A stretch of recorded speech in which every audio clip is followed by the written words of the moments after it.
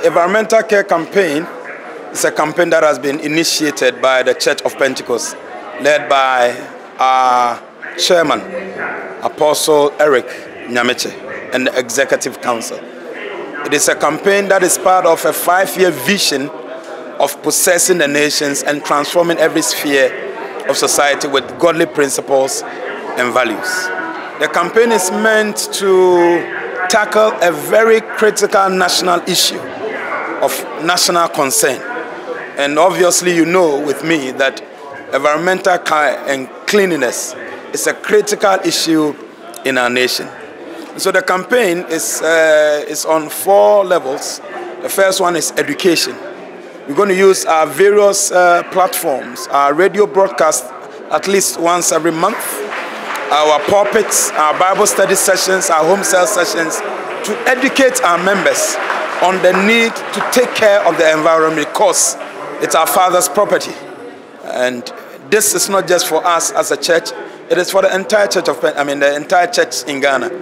Ghana is a 70% plus Christian population. And therefore we have every responsibility to take care of the environment as stated in Genesis chapter 2, verse 15.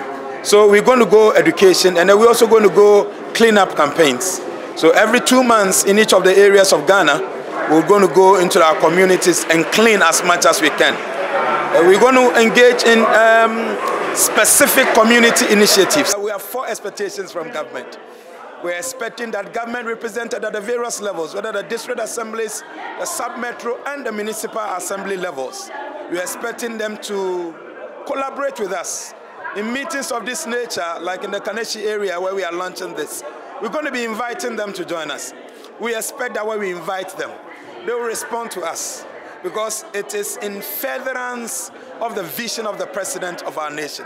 And therefore, if the church, and a bigger church like the Church of Pentecost for that matter, is coming on board to help achieve this vision, we think that the least they can do is to encourage us to keep going on and to keep pushing.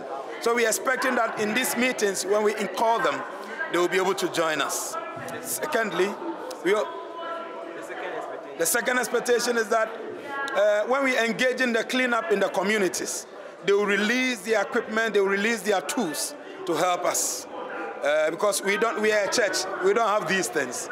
It is the governments with the waste management committees and companies that have these things. So we are expecting that they will rally these things around us and we'll be able to get involved.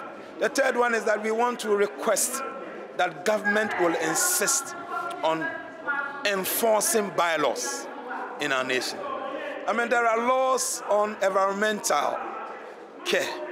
There are laws that ban us from doing all kinds of things in our communities. Burning, even burying waste and all of that. There are laws about that. Releasing your animals to go stray and causing havoc. There are laws that ban us from all of that.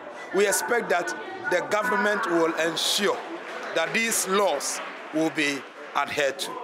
And then the fourth one is that as we are educating our people, and as we are encouraging them to get waste bins and then keep the waste in those places, we are expecting government to employ efficient waste management companies who would collect this waste when they are full. In many places in our country, when you go, you will see the pile of waste. The bins are full, but nobody is picking them. So you see people throwing the dustbin, the refuse all over the place. We are praying that the Lord will help our government to be able to do these things in order to curb the mental filth that is all around us, and to also help that this campaign will go on and go on well. For this year, it's a huge focus, but the entire campaign is a 5-year focus.